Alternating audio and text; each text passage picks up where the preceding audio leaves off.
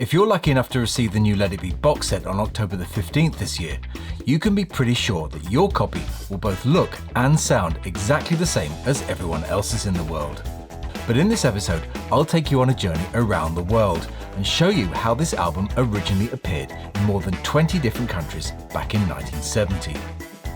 I'm Andrew from Parlogram Auctions, and welcome to this first in a series of videos celebrating the Beatles' final album, Let It Be.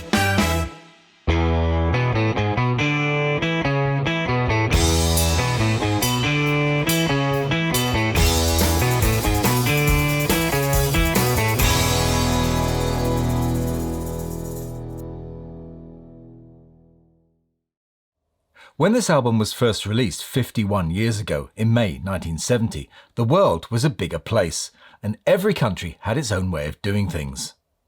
Although the Beatles' catalogue had become more or less standardised by the time this album was released, some significant regional differences remained.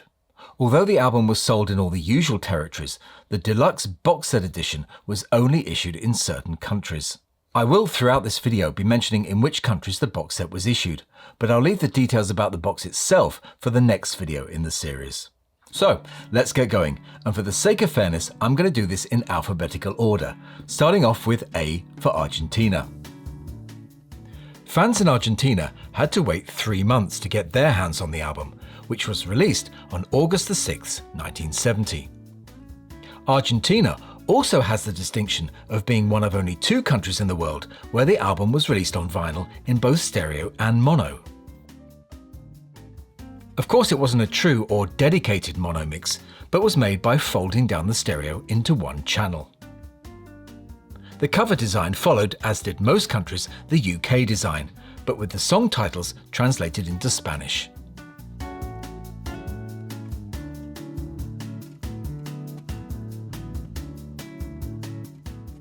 The Australian album was released on June the 4th, 1970, as Apple PCSO 7096. It was initially available as a box set, for which the book and the box were imported from the UK. Copies of the book in this set had the credits pasted onto the opening page. The standalone album became available at the end of that year.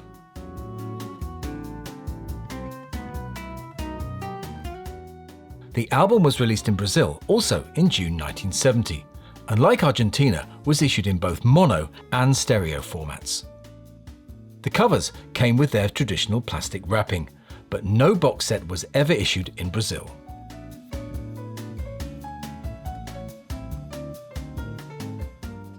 The release date in Canada was in sync with the UK date and was one of the lucky countries to receive the full box set treatment. The LP was eventually issued by itself in a gatefold cover in 1972.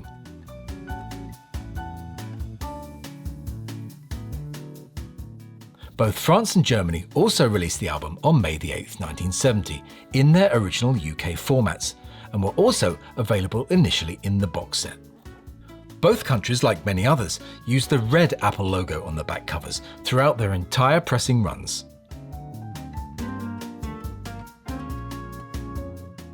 Here's one you don't see every day.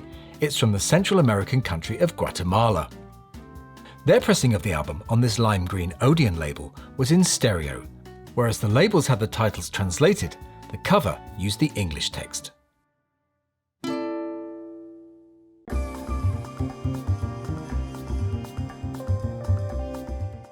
EMI had a big presence in India and produced many records there from their own factory in a city called Dum Dum. As well as their own domestic pressing issued in the summer of 1970 without the box, they also pressed copies for export to Hungary.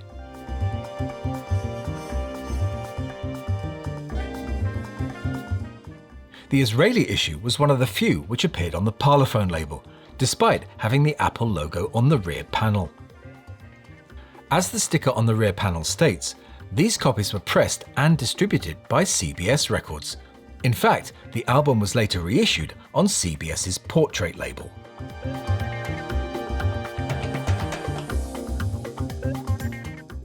The Japanese release came out on June the 5th, 1970, and naturally was available as a box set with the obligatory obi strip.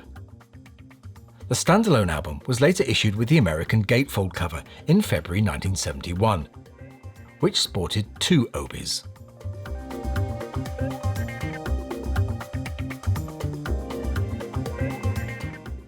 This Malaysian edition was issued in 1970 without the box set option.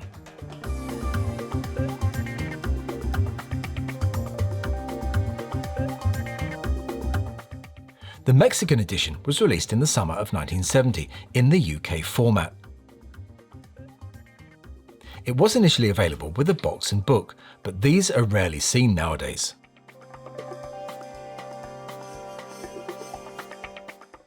Peru released a surprising amount of Beatles records in the 1960s, and this edition was issued in May 1970 as a standalone album only.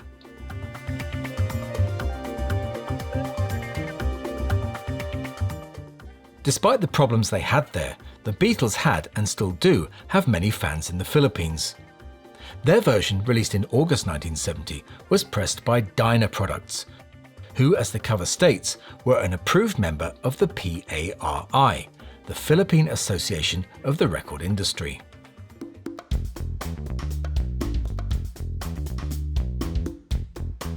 Although not available at the time of its original release, the album was finally issued in Russia in 1990. Apart from the lettering, the design remained close to the UK version.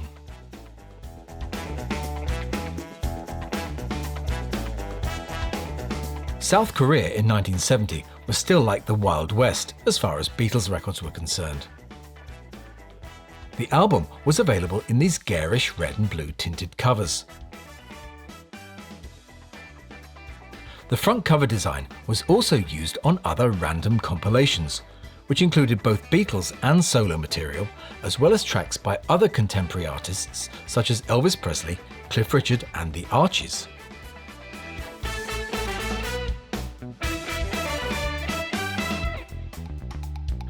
The Spanish pressing came out in June 1970, in stereo only, on this blue boxed Odeon label, but without the option of the box set.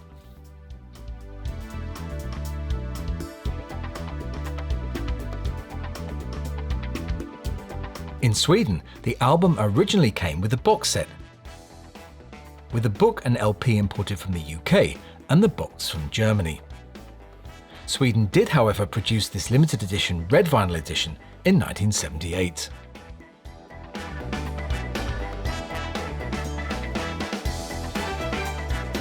This pressing comes from Turkey, which dates from the summer of 1970, in stereo only and without the box set.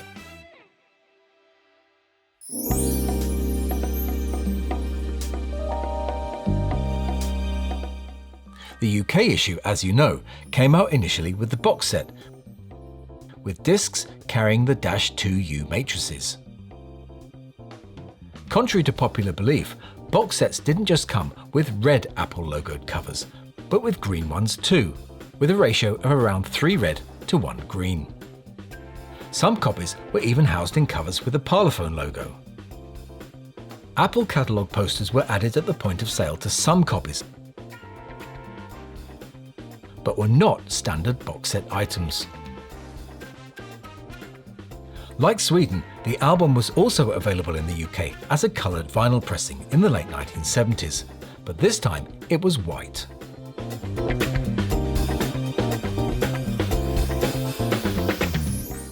The US edition was released 10 days after the UK one, but for some reason Capitol decided not to issue the album with the box set.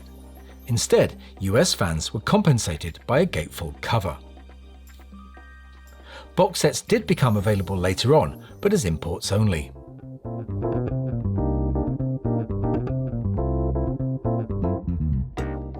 Uruguay was another South American country with an excellent Beatles vinyl heritage, and Let It Be was released there in June 1970, but again without the option of the box set.